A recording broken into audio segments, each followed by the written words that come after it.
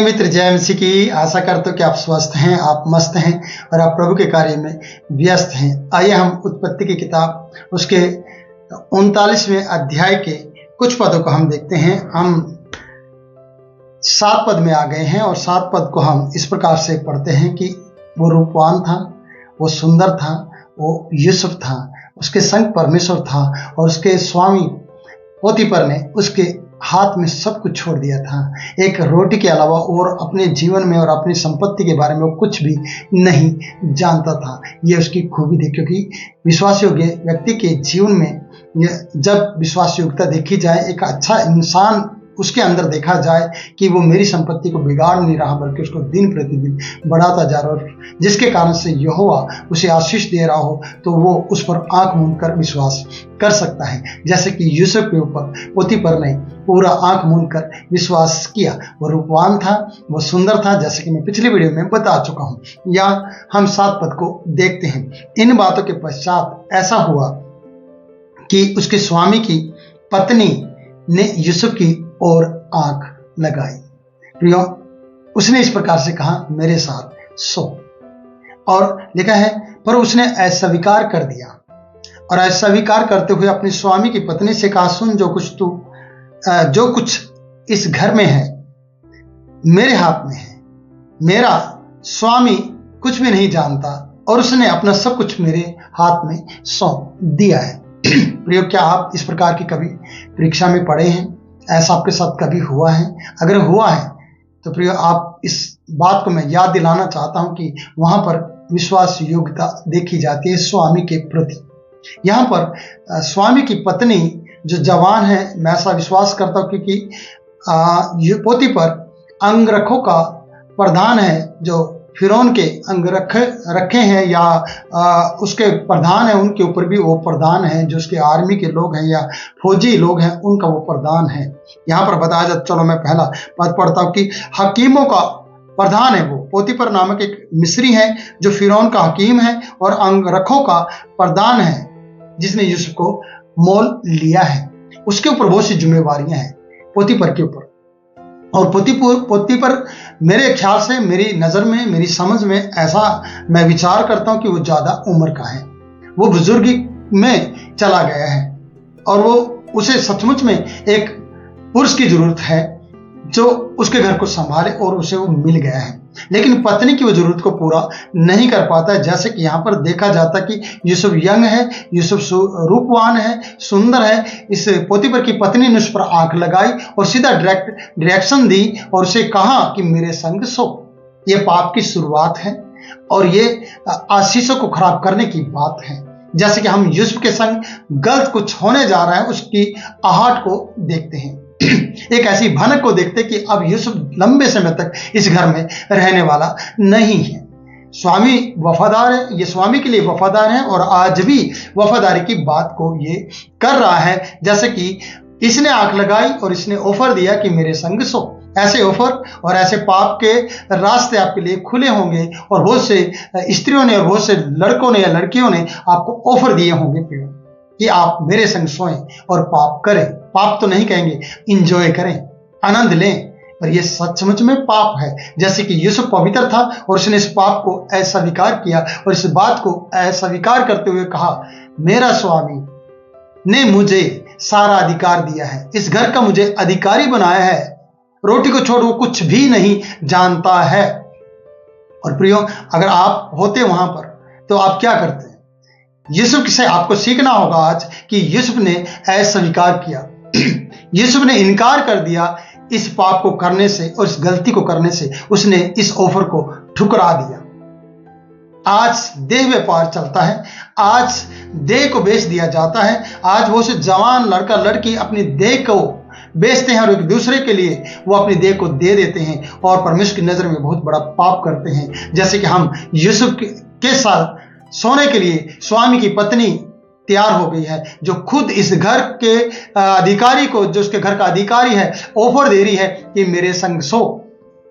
क्योंकि हो सकता है पोतीपर इसकी जरूरत को पूरा ना करता हो, क्योंकि वो बुजुर्गी के समय में है और उसे बहुत सी जिम्मेवारियां हैं और वो बहुत से काम करता है। वो अंगरखों का प्रधान है वो फिरौन के नीचे रहता है और उसे बहुत सी जिम्मेवारी निभानी पड़ती है और अपना समय पत्नी को ना देता हो ऐसा महसूस होता है। इसलिए ये जवान नजर आती है और इसका पति बुजुर्ग नजर आता है इन बातों से, इसलिए क्योंकि इसने इसकी सुंदरता को देखा और इसके रूप को देखा और इस पर मोहित हो गई और इसे सोने के लिए मजबूर कर रही है। लेकिन यूसुफ वफादार है, यूसुफ विश्वास योग्य है और यूसुफ ने इस प्रकार से कहा, पर उसने ऐसा विकार करते हुए अपनी स्वामी की पत्नी से कहा, सुन, जो कुछ इस घर में है मेरे हाथ में, सब कुछ मेरे हाथ में। जब आपके हाथ में सब कुछ हो कि आप ये काम नहीं कर सकते? कर सकते हैं। और प्रियो, आपको याद रखना कि आपके संग कोई और भी है जिसने आपको यह अधिकार दिया है, कहीं वो आपसे रूठ ना जाए। आगे बढ़ते हैं। उसने कहा, उसे मेरा स्वामी कुछ नहीं जानता है, सब कुछ मेरे हाथ में, और उसमें से मेरा स्वामी कुछ नहीं जानता और उसने अपना सब कुछ मेरे हाथ में सौंप दिया है। इस घर में मुझसे बड़ा कोई नहीं है और उसने मुझे छोड़ और उसकी पत्नी जो है मुझसे कुछ नहीं रख छोड़ा। इसलिए भला मैं ऐसी दुष्टता करके परमेश्वर का अपराधी क्यों बनूं? देखिए, इसे याद है परमेश्वर, हम प्रार्थना प्रार्थना प्रार्थना यही करते रहते हैं, लेकिन प्रार्थना करने के बाद और परमेश्वर हमारे संग है या नहीं है, हम इस बात को भूल जाते हैं। पाप करते समय हम परमेश्वर को कभी याद नहीं करते, हम इंजॉय ढूंढते हैं, उसमें खुशी ढूंढते हैं पाप करते समय, और जहां अपना मतलब पूरा करने के लिए हम बस उसी को ढूंढते हैं, इसके अलावा हम कुछ करना नहीं चाहते हैं प्रियो। और यहां पर यूसुफ ने अपने परमेश्वर को याद रखा। इसने कहा, ऐसी मूर्खता करके, ऐसा पाप करके मैं परमेश्वर का अपराधी क्यों बनूं? सबसे बड़ी बात यह है कि परमेश्वर, जीवित परमेश्वर को याद रखना अपने कार्य में। और जब पाप का ऑफर आपके अंदर हो, जब आपको कोई लालच दे रहा हो, जब आपको कोई पैसे का ऑफर दे रहा हो, जब आपको कोई अपने शरीर का ऑफर दे रहा हो, अपनी सुंदरता का ऑफर दे रहा हो और अपने आप को अपने संग सोने का ऑफर दे रहा हो, तब आपको बड़ी विश्वास योग्यता के साथ इस बात को कहना होगा, सब कुछ मेरे अधिकार में है, मुझे कोई कह नहीं सकता कि तूने ऐसे क्यों किया है, और खुद घर की मालकिन मुझे ऑफर दे रही है। लेकिन याद रखना, इसने क्या कहा? सबसे बड़ी बात इसने कहा, वो बात यह है कि ऐसी दुष्टता करके मैं परमेश्वर का अपराधी क्यों बनूं? स्वामी का नहीं, अपने परमेश्वर का अपराधी क्यों बनूं? इसका मतलब ये प्रार्थना करता हुआ नहीं दिखता, लेकिन ये पवित्रता के साथ जीवन जीने वाला व्यक्ति है। और इसने कहा, अगर मैंने कुछ गलत किया तो मैंने परमेश्वर की नजर में गलत कर दिया। इसे ये बात याद है। क्या आपको ये बात याद रहती है जब अपने रोजगार पर या अपने काम पर या रात के समय में कहीं पर भी आप जब गलत कार्य की तरफ अपने हाथ और पांव को बढ़ा रहे हो, तब आपको ये बात याद रहती है कि ऐसा करके मैं क्यों परमेश्वर का अपराधी बनूं? कई बार हम परमेश्वर के नजर में अपराध करते हैं और अपराधी बन जाते हैं, पर यूसुफ ने ऐसा नहीं किया। इसलिए नहीं किया क्योंकि ये जानता है कि परमेश्वर मेरे संग है और मेरे मिस्री स्वामी को जो आशीषें दी हैं, परमेश्वर की ओर से ये सब आशीषें आई हैं। पर उसकी जवान पत्नी ने उस पर आंख लगाई और उसके रूप पर आंख लगाई, उसके शरीर पर आंख लगाई और उसे अपने संग और अपनी भूख को मिटाने के लिए उसे मजबूर किया, और मजबूर करने के लिए उसने बात कही। इसलिए कहा कि मेरे संग सो। पर यहां पर लिखा है कि यूसुफ कह रहा है कि मेरे स्वामी ने मेरे हाथ में सब कुछ किया है और उसने अपना सब कुछ छोड़ दी, मेरे हाथ में सौंपा भी है। पत्नी के अलावा उसने सब कुछ मेरे हाथ में दिया है। लिखा है यहां पर, मुझसे कुछ नहीं रख छोड़ा, इसलिए भला मैं ऐसी दुष्टता करके परमेश्वर का अपराधी बनूं? मेरे स्वामी ने अगर सब कुछ सौंपा तो क्या उसने अपनी पत्नी भी मुझे सौंप दी? नहीं प्रियो, इतना कहते कि विश्वास योग्यता और विवेक आपके अंदर होना चाहिए कि आपको रिश्ते बनाए रखने चाहिए, आपको रिश्ते कभी बिगाड़ना नहीं चाहिए। वो आपका स्वामी है और उसकी पत्नी आपके लिए आपकी स्वामी है, स्वामी है कह सकते हैं, वो भी आपके एक किस्म से अगुआ है। पर यहां पर खुद उसकी पत्नी उसे ऑफर दे रही है, जवानी का फायदा उठाना चाहती है, क्योंकि वचन कहता है कि हे जवान, अपनी जवानी के दिनों में अपने सृजनहार को याद कर, तब वो तेरे लिए अच्छे दिन लेकर आएगा। कब? जब अपने दिनों में आप परमेश्वर को याद रखते हैं। और यूसुफ जवानी के समय में अपने परमेश्वर को याद रखता है और एक बड़े पाप से बच जाता है और एक बड़े पाप को करने से रुक जाता है, इसलिए कि उसे परमेश्वर याद है। उसे याद है कि सत्य जीवित परमेश्वर का मैं अपराधी बन जाऊंगा अगर मैंने कोई पाप किया। और ये इसे बार बार तंग करती है, इसे कहती है कि मेरे साथ सो। पर इसे याद है अपने कार्य, इसे याद है सर्वशक्तिमान परमेश्वर। आपको भी अपने जीवन में सच्चा जीवित परमेश्वर हमेशा याद रहना चाहिए। आपको सच्चे जीवित परमेश्वर के पुत्र यीशु मसीह की कुर्बानी, जिसने कल्वरी क्रूस पर आपके लिए और मेरे लिए, हम सब के लिए जान दी, वो याद रहनी चाहिए जब आप पाप की तरफ अपने पांव को बढ़ाते हैं और हाथ को बढ़ाते हैं, जब अपनी आंखें आप किसी जवान कन्या पर और किसी स्त्री पर लगाते हैं, या स्त्रियों में आपसे कहना चाहते किसी जवान पुरुष पर आप जब इस तरीके से अपनी आंखें लगाते हैं, तब आपको उसकी कुर्बानी याद रखनी चाहिए और आपको याद आना चाहिए कि मेरे प्रभु यीशु ने मेरे पाप के खातिर, मेरे गुनाह के बदले अपने आप को दिया है, उसने अपनी जान दी है। मैं अपनी जान को इस तरीके से पाप में गिरा कर परमेश्वर का अपराधी ना बनूं। कई बार हम परमेश्वर के अपराधी बन जाते हैं ऐसा पाप करके, पर यूसुफ ने यहां पर कोई दुष्टता नहीं की। यूसुफ ने पहले भी कोई गलती नहीं की थी, पर उसके भाई उसे चिढ़ रहे थे।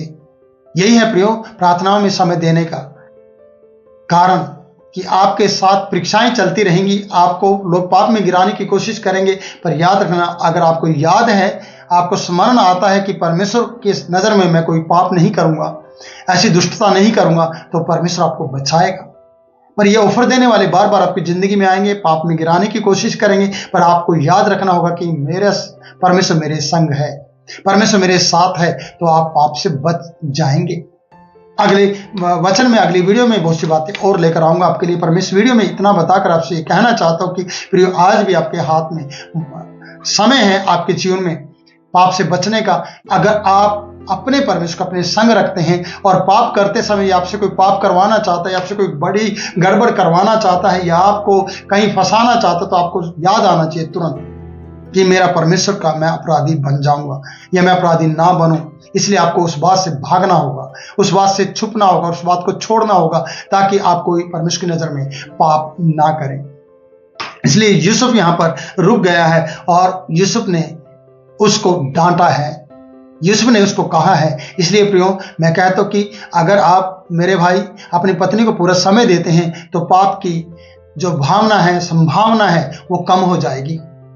अगर मेरी बहन आप देख रहे हैं, अगर आप अपना समय अपने पति को पूरा देते हैं, तो आपका पति कभी भी पाप में नहीं गिरेगा।